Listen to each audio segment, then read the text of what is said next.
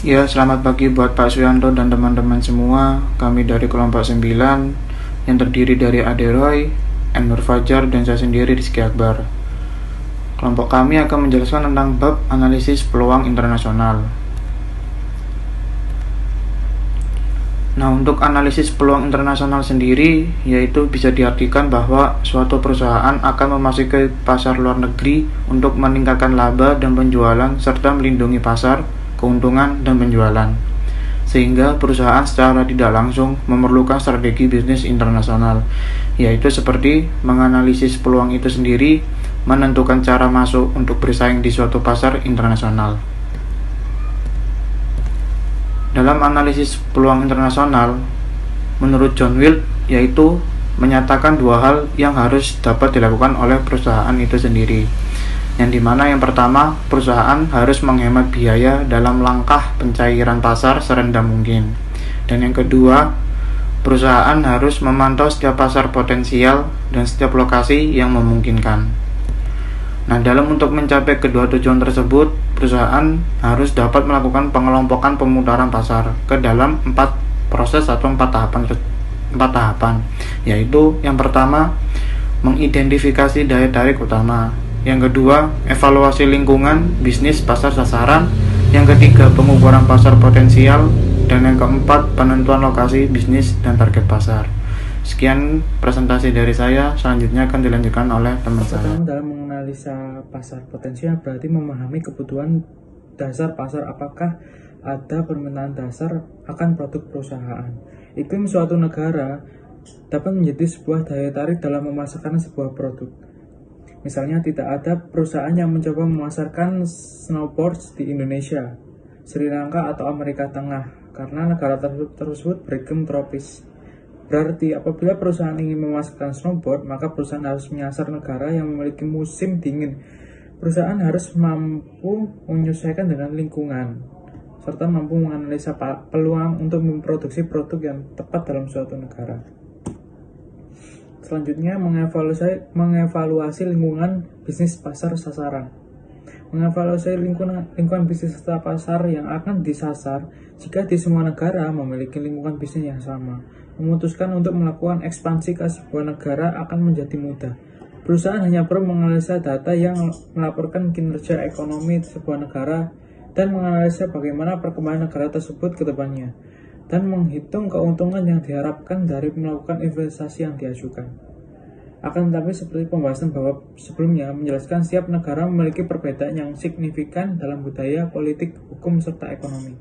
Perusahaan internasional harus mampu memahami perbedaan tersebut, dan untuk memahaminya, maka perusahaan harus menganalisa bagaimana keadaan budaya, politik, dan hukum serta ekonomi negara tersebut sebelum melakukan keputusan untuk ekspansi itu. Selanjutnya, mengukur potensi pasar sebagai dasar dalam menentukan pilihan. Melakukan ekspansi merupakan tujuan dari perusahaan untuk meningkatkan penjualan di negara yang berkembang. Perkembangan ekonomi di suatu negara mempengaruhi niat beli konsumen. Konsumen akan memilih dan menganalisa jenis barang yang dijual dan cara promosi yang dilakukan. Karena adanya perbedaan tingkat ekonomi setiap negara, maka hal tersebut juga berpengaruh terhadap cara menganalisa potensi pasar di negara tersebut. Penentuan lokasi dan target pasar merupakan tahap terakhir dalam proses pemilihan pasar. Setelah perusahaan melakukan identifikasi daya tarik utama, lalu melakukan evaluasi bisnis, pasar, dan lingkungan, serta melakukan pengukuran pasar potensial. Terkadang tidak semua negara dapat dijadikan sebagai tujuan ekspansi. Mungkin hanya tersisa beberapa negara yang dapat dijadikan sebagai pasar potensial tujuan ekspansi selanjutnya.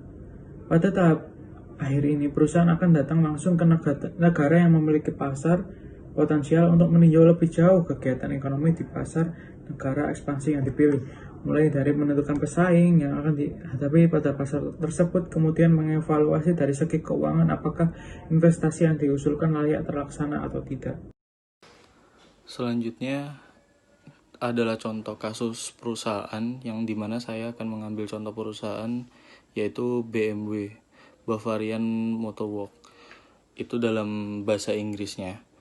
BMW tersendiri merupakan perusahaan yang bergerak di bidang produsen manufaktur kendaraan roda 4 dan roda 2. Berdiri pada tahun 1916 dan berpusat di Jerman. BMW sendiri terkenal dengan kendaraan mewah dan kecanggihan teknologi meskipun itu berada di kendaraan motor. Dan selanjutnya, identifikasi daya tarik utama dari produk BMW. BMW sendiri memiliki ciri khas yang dimana kualitas dan standarisasi yang produksinya itu sangat tinggi. Benar-benar detail semuanya, mulai dari interior yang dihiasi dengan panel kayu yang membuat semakin elegan.